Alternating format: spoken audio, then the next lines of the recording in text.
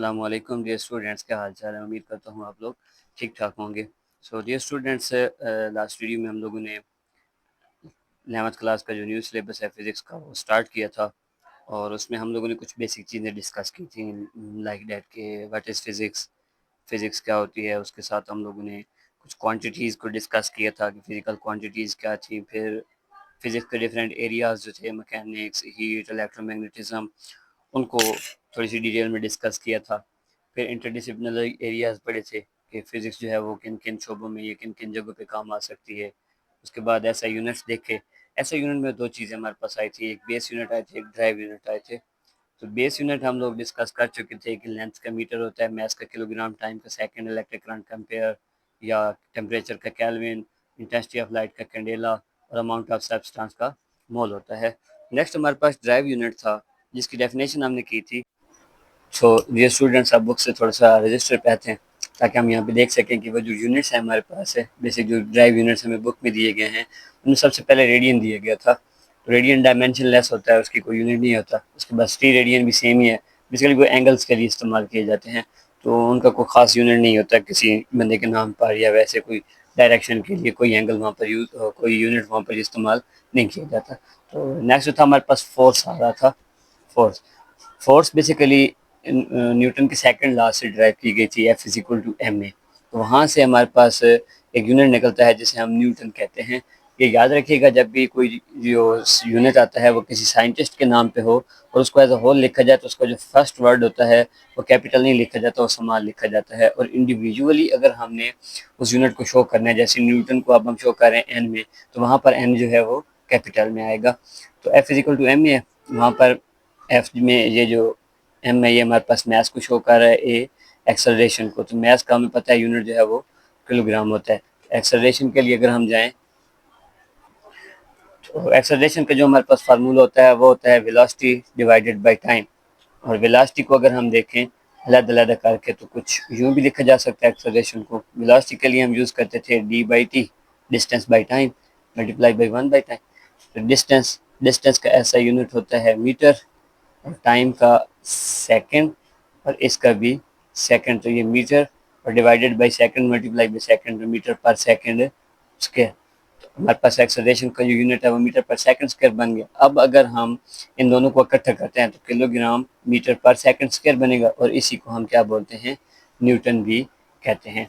उसके बाद हमारे पास आता है वर्क डन। तो वर्क डन हमारे पास बेसिकली जो होता है वो होता है W is equal to F dot D, force multiply by distance या डिस्प्लेसमेंट जो आप कह लें। फोर्स का यूनिट हम ऊपर निकाल चुके हैं, किसके इक्वल होता है, न्यूटन के। और डिस्टेंस किसे कहते हैं, न्यूटन। डिस्टेंस का जो यूनिट होता है वो होता है मीटर। तो ये न्यूटन मीटर बन गया। न्यूटन मीटर को हम जाउल भी कहते हैं। जाउल फिर बंदे का नाम आ गया। अगर उसको कंप्लीट लिखेंगे तो ये छोटा, अगर इंडिविजुअल लिखेंगे तो कैपिटल में आ जाएगा।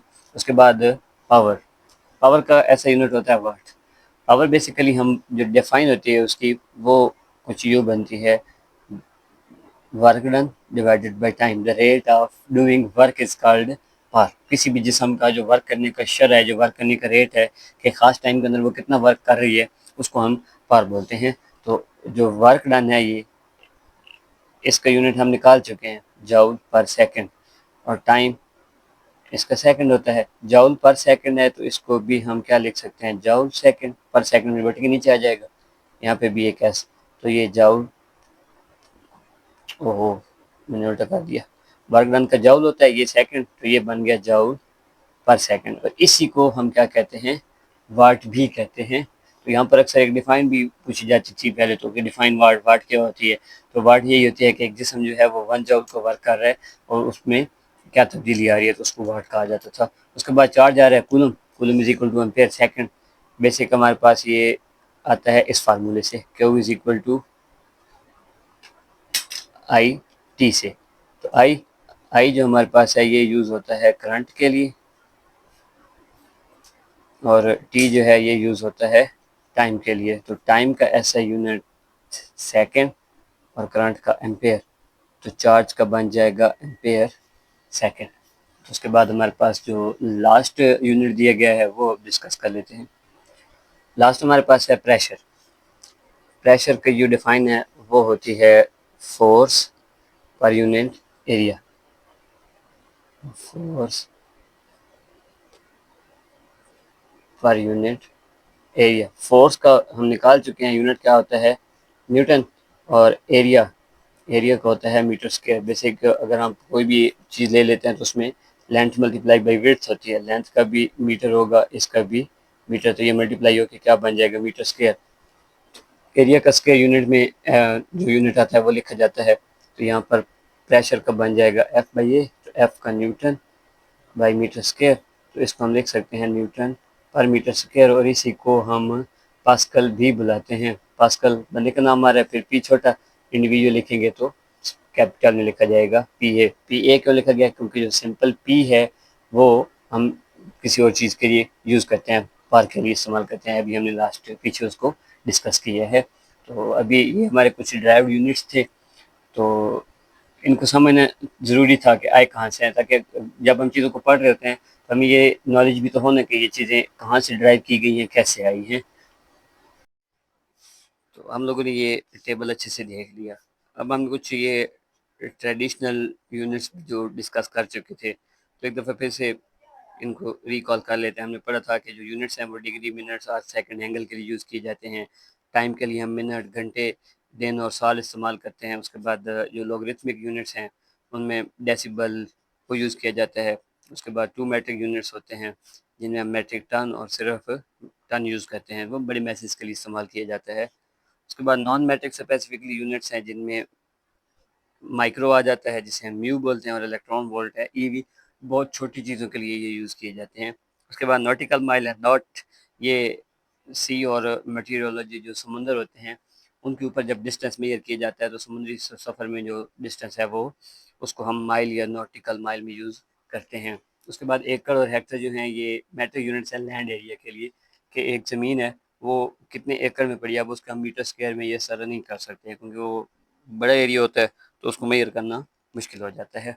उसके बाद बार, ये भी यूनिट है प्रेशर का, और इसको हम मिली बार भी कहते हैं मेटीरियोलॉजी में, और किलो बार इंजीनियरिंग में इस्तेमाल किया जाता है। उसके बाद हमारे पास एंगस्ट्रॉम एंड द बार्न आ जाता है। ये फिज़िक्स और एस्ट्रोनॉमी में जो है दो यूनिट्स इस्तेमाल किए जाते हैं। तो कुछ ये नई चीज़ें अभी आई हैं, पहले ये नहीं बताई जाती थी।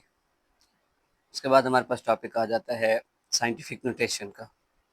साइंटिफिक नोटेशन बेसिकली एक इम्पॉर्टेंट टॉपिक है। बड़ी बहुत बड़ी वैल्यूज़ को छोटा करके 10 की किसी खास पावर में लिख देना साइंटिफिक नोटेशन कहलाता है। तो बेसिक डेफिनेशन इसकी ये बनती है कि नंबर्स आर, ये लिखी हुई है, numbers are expressed in standard form which employs power of 10 between 1 to 9, या कुछ भी हो सकता है।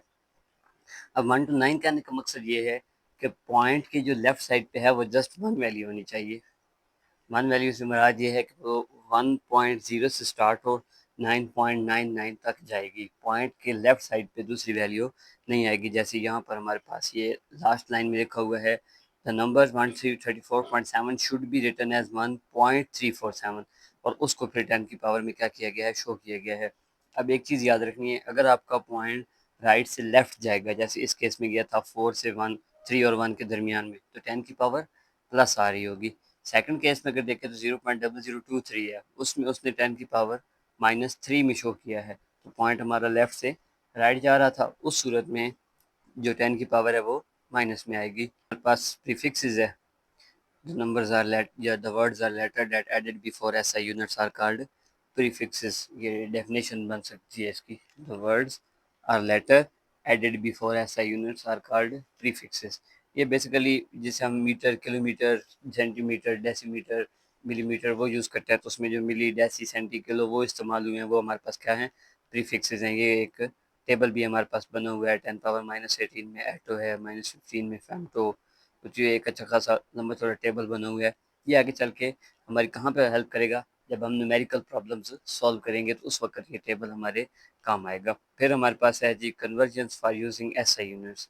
अब एसआई यूनिट्स को लेके कुछ कन्वर्जेंस है, तो उसमें पहला पॉइंट है, each SI is represented by a symbol not an abbreviation. SI unit को सिंबल से रिप्रेजेंट किया जाता है, एब्रीवेशन से नहीं, ताकि वो उसकी लैंग्वेज संभाल है। जैसे कि हम ए यूज़ करते हैं एम्पेयर के लिए, ए एम पी इस्तेमाल नहीं करते, और सेकंड्स के लिए एस इस्तेमाल करते हैं, एस ई सी इस्तेमाल नहीं करते, एस आई नहीं करते, एस डॉट आई लिखा जाता है। तो ये एक एग्जाम्पल टाइप दिया गया था। फुल नेम जो है वो कैपिटल लेटर से स्टार्ट नहीं होता, जैसे न्यूटन, मीटर, दो एक दो के अलावा जैसे सेल्सियस है। उसके बाद सिंपल जो है वो लोअर केसेस में आते हैं, metre for metre, S for second. सिर्फ एक लीटर के लिए जो एल है वो कैपिटल लिखा जाता है, क्योंकि लेंथ के लिए जो है वो स्मॉल एल हम यूज़ कर लेते हैं।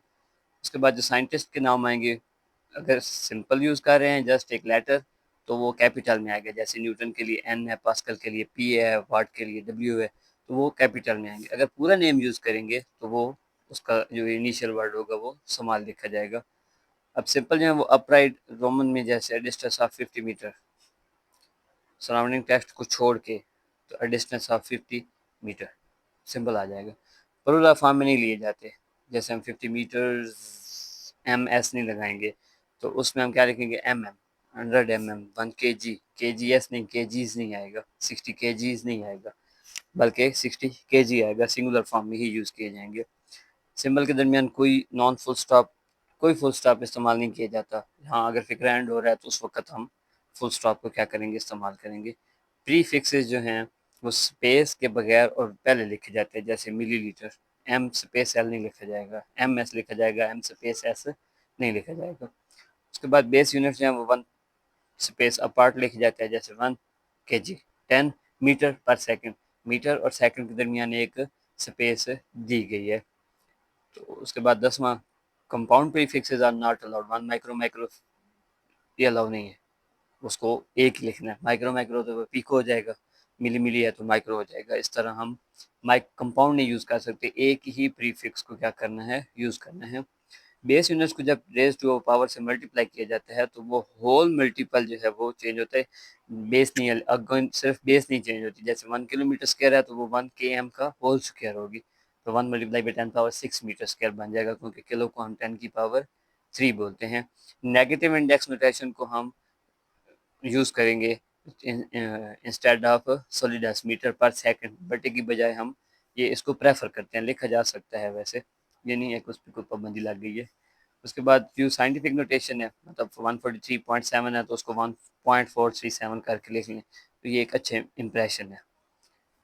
सिंबल और नेम को मिक्स नहीं करना, मीटर पर सेकंड और ms-1, नॉट मीटर पर सेकंड और मीटर पर सेकंड, उनको मिक्स अप नहीं करना, बस सिंपली राइट कर देना है आप लोगों ने।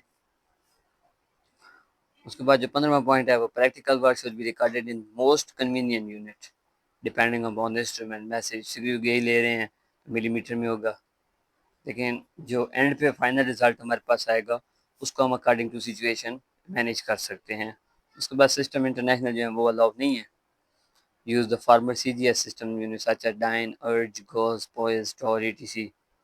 ये फॉर्मर CGS सिस्टम की जगह ये नहीं इस्तेमाल किए जा सकते। हाँ, सिस्टम इंटरनेशनल जहाँ पे आ रहे होंगे उनको हम वहीं पे इस्तेमाल करेंगे। तो ये कुछ रूल्स एंड रेगुलेशंस जो हम लोगों ने डिस्कस किए साइंटिफिक नोटेशन में। प्रीफिक्सेस हम लोगों ने देखा, और उसके बाद हमने ये ड्राइव यूनिट्स वाला जो टेबल है वो सॉल्व किया। तो नेक्स्ट हमारे पास जो आ रहा है वो सर्टेन अनसर्टेनिटी, इंशाल्लाह ये